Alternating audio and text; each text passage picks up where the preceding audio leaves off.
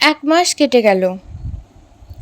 পশ্চিম আফ্রিকায় বর্ষা নামল মার্চ মাসের প্রথমে। সে কি ভয়ানক বর্ষা! শঙ্কর তার কিছু নমুনা পেয়েছে রিক্টার্সভিল পার হওয়ার সময়। উপত্যকা ভেসে গেল পাহাড় থেকে নামা বড় বড় পার্বত্য ঝর্ণার জলধারায়। তাঁবু ফেলবার স্থান নেই। এক রাত্রে হঠাৎ অতিবর্ষণের ফলে ওদের তাঁবুর সামনে একটা নিরীহ ক্ষীণকায়া ঝর্ণাধারা ভীমমূর্তি ধারণ করে ওদের শুদ্ধ ভাসিয়ে নিয়ে যাবার জোগাড় করেছিল। আলভারেজের সজাগ ঘুমের জন্য সে যাত্রা বিপদ কেটে গেল। কিন্তু দিন যায় তো ক্ষণ যায় না। শঙ্কর একদিন ঘোর বিপদে পড়ল জঙ্গলের মধ্যে। সে বিপদটাও বড় অদ্ভুত ধরনের। সেদিন আলভারেজ রাইফেল পরিষ্কার করছিল। সেটা শেষ করে রান্না করবে কথা ছিল। শঙ্কর রাইফেল হাতে বনের মধ্যে শিকারের সন্ধানে বার হয়েছে। আলভারেজ বলে দিয়েছে তাকে এ বনে খুব সতর্ক হয়ে চলাফেরা করতে, আর বন্দুকের ম্যাগাজিনে সব সময় যেন কার্টিজ ভরা থাকে। আর একটা খুব মূল্যবান উপদেশ দিয়েছে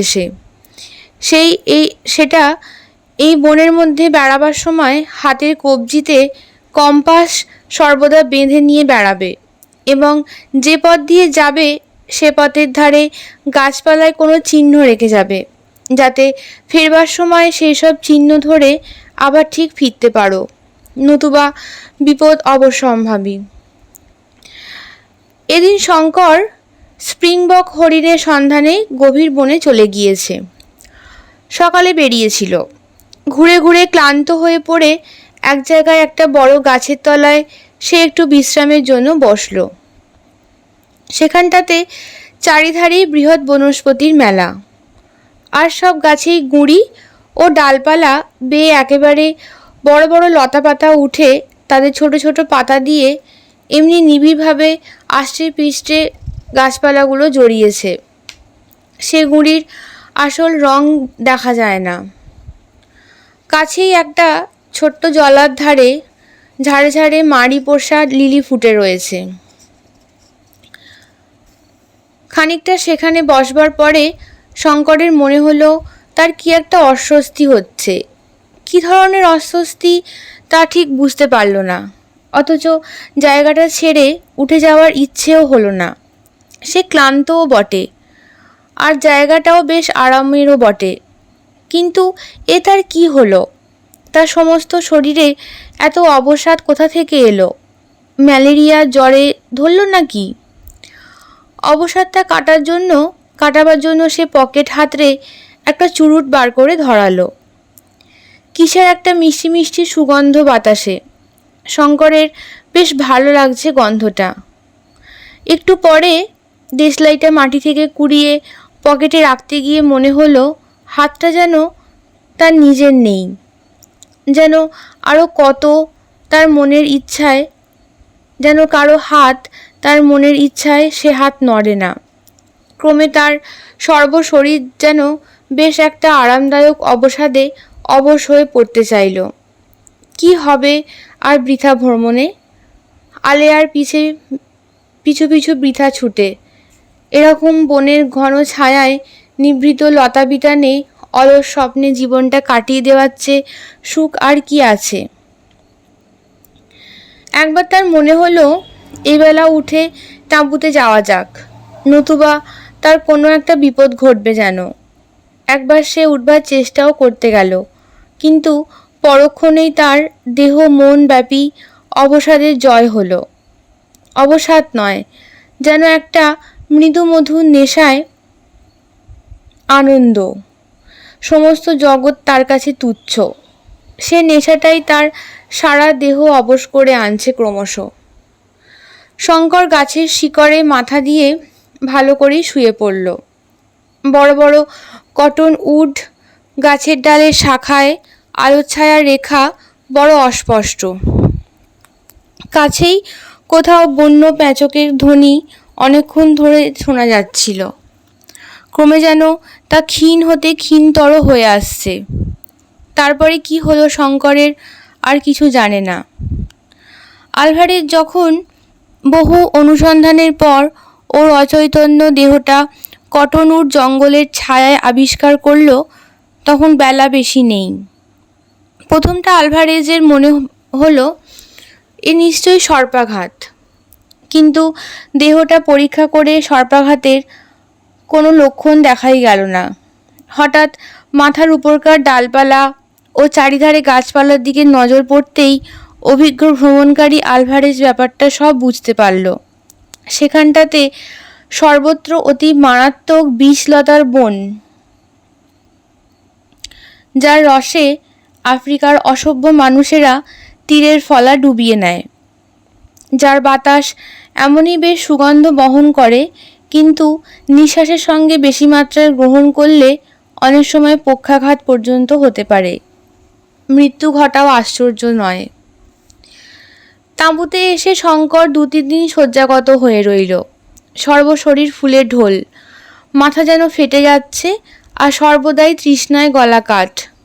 আলভারেজ বলে, যদি তোমাকে সারা রাত ওখানে থাকতে হতো তাহলে সকালবেলা তোমাকে বাঁচানো কঠিন হতো।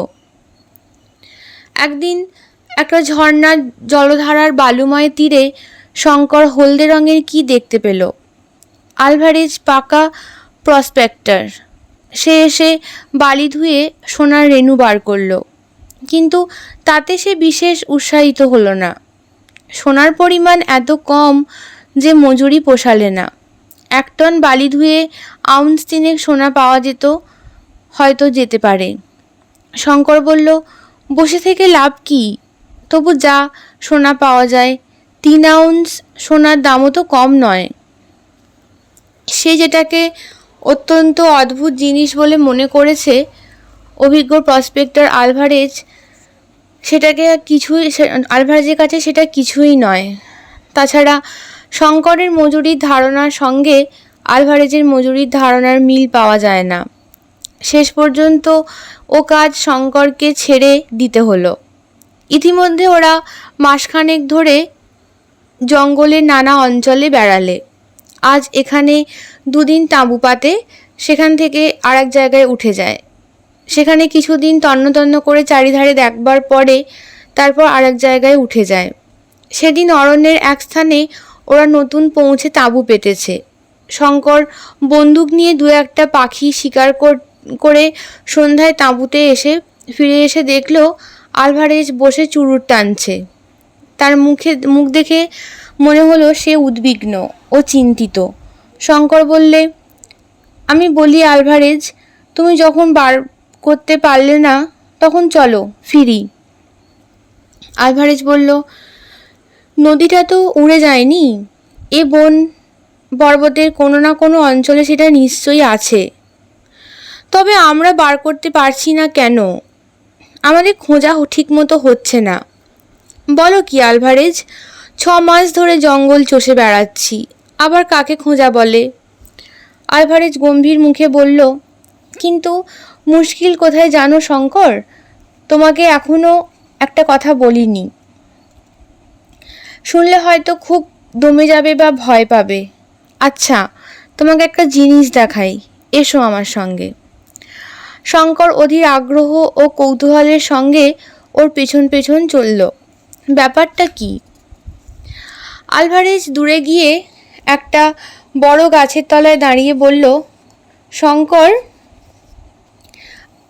আজই এখানে এসে তাঁবু পেতেছি, ঠিক তো?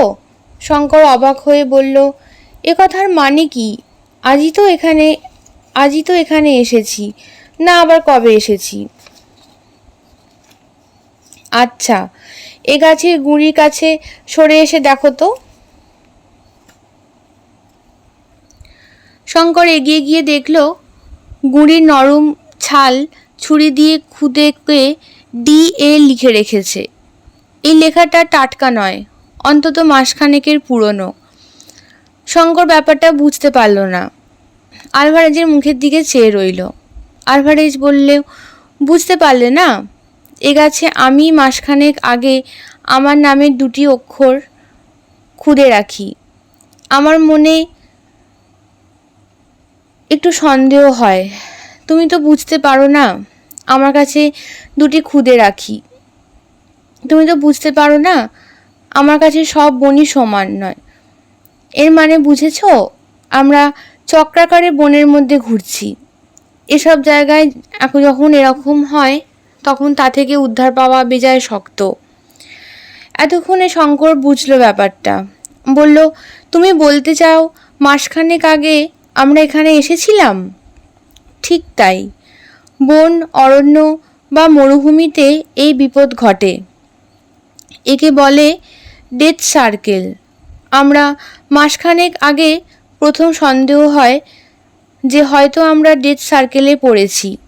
সেটা পরীক্ষা করবার জন্যই গাছের ডালে ওই অক্ষর খুদে রাখি। আজ বনের মধ্যে বেড়াতে এসে হঠাৎ চোখে পড়ল।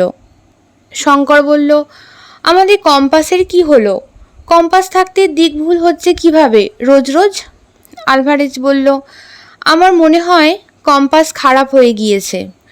রিক্টার্স বেল্ট পার হওয়ার সময় সেই ভয়ানক ঝড় ও বিদ্যুৎ হয়, তাতেই কিভাবে ওর চৌম্বক শক্তি নষ্ট হয়ে গিয়েছে। তাহলে আমাদের কম্পাস এখনো অকেজো? আমার তাই ধারণা। শঙ্কর দেখলে অবস্থা নিতান্ত মন্দ নয়। ম্যাপ ভুল, কম্পাস অকেজো, তার ওপর ওরা পড়েছে এক ভীষণ দুর্গম গহনারণ্যের মাঝে ভীষণ মরণ ঘূর্ণিতে। জনমানুষ নেই, খাবার নেই, জল নেই বললেই হয়, কারণ সেখানকার জল যখন পানের উপযুক্ত নয়। থাকার মধ্যে আছে এক ভীষণ অজ্ঞাত মৃত্যুর ভয়। জিম কার্টার এই অভিশপ্ত অরণ্যানীর মধ্যে রত্নের লোভে এসে প্রাণ দিয়েছিল। এখানে কারো মঙ্গল হবে বলে মনে হয় না। আলভারেজ কিন্তু দমে যাবার পাত্রই নয়। সে দিনের পর দিন চলল বনের মধ্যে। বনের কোনো কুল কিনারা পায় না শঙ্কর। আগেও যা ছিল, ঘূর্ণিপাকে তারা ঘুরছে শোনা অবধি শঙ্করের দিক সন্ধান একেবারে লোপ পেয়েছে। দিনেক পরে ওরা একটি জায়গায় এসে উপস্থিত হলো। এখানে রিক্টার্স বেল্টের একটি শাখা আসল পর্বতমালার সঙ্গে সমকোণ করে উত্তর দিকে লম্বালম্বি হয়ে আছে। খুব কম হলেও সেটা 4000 ফুট উঁচু। আরও পশ্চিম দিকে একটা খুব উঁচু পর্বতচূড়া ঘন মেঘের আড়ালে লুকোচুরি খেলছে। দুই পাহাড়ের মধ্যেকার উপত্যকা 3 মাইল বিস্তীর্ণ হবে এবং এই উপত্যকা খুব ঘন জঙ্গলে ভরা। বনে গাছপালার যেন 3-4টে থাক। সকলের উপরের থাকে শুধুই পরগাছা ও শ্যাওলা, মাঝে থাকে ছোট একটা বনস্পতির ভিড়। নিচের থেকে ঝোপঝাপ ছোট ছোট গাছ, সূর্যের আলোর বালাই নেই বললেই চলে। আলভারেজের বনের মধ্যে না ঢুকে বনের ধারেই তাঁবু ফেলতে বলে। সন্ধ্যার সময় ওরা কফি খেতে খেতে পরামর্শ করতে বসলো যে এখন কি করা যায়। খাবার একদম ফুরিয়েছে, চিনি অনেক দিন থেকেই নেই। সম্প্রতি দেখা যাচ্ছে আর 2-1 দিন পরে কফিও শেষ হবে। সামান্য কিছু ময়দা এখনো আছে, কিন্তু আর কিছুই নেই। ময়দা এই জন্য আছে যে ওরা ও জিনিসটা কালেভদ্রে ব্যবহার করে। ওদের প্রধান ভরসা বন্য জন্তুর মাংস, কিন্তু সঙ্গে যখন ওদের গুলি বারুদের কারখানা নেই, তখন শিকারের ভরসাই বা চিরকাল করা যায় কি করে? কথা বলতে বলতে শঙ্কর দূরের যে পাহাড়ের চূড়াটা মেঘের আড়ালে লুকোচুরি খেলছে সেদিকে মাঝে মাঝে চেয়ে দেখছিল। এ সময় অল্পক্ষণের জন্য মেঘ সম্পূর্ণরূপে সরে গেল। চূড়াটার অদ্ভুত চেহারা, যেন একটা কুলফি বরফের আগার দিকটা কে যেন কামড়ে ফেলেছে। আলভারেজ বলল, এখান থেকে দক্ষিণ পূর্ব দিকে বুলওয়ে কি সলসবেরি 400 থেকে 500 মাইলের মধ্যে 2 মাইল মরুভূমি। পশ্চিম দিকে উপকূল 300 মাইলের মধ্যে। কিন্তু পর্তুগিজ পশ্চিম আফ্রিকা অতি ভীষণ দুর্গম জঙ্গলে ভরা, সুতরাং সেদিকের কথা বাদ দাও। এখন আমাদের উপায় হচ্ছে হয় তুমি নয় আমি সলসবেরিকে কি বুলাওয়েও চলে গিয়ে টোটা ও খাবার কিনে আনি, কম্পাসও চাই। আলভারেজের মুখের এই কথাটা শুনে বড় শুভক্ষণে শঙ্কর শুনেছিল। দৈব মানুষের জীবনে যে কত কাজ করে তা মানুষে কি সময় বোঝে? দৈবক্রমে বুলওয়েও ও সলসবেরি এই দুটো শহরের নাম, তাদের অবস্থান, দিক, এই জায়গাটা থেকে তাদের আনুমানিক দূরত্ব শঙ্করের কানে গেল। এরপর যে কতবার মনে মনে আলভারেজকে ধন্যবাদ দিয়েছিল এই নাম দুটো বলবার জন্য। কথাবার্তা সেদিন বেশি অগ্রসর হলো না। দুজনেই পরিশ্রান্ত। সকাল সকাল শয্যা আশ্রয় করল।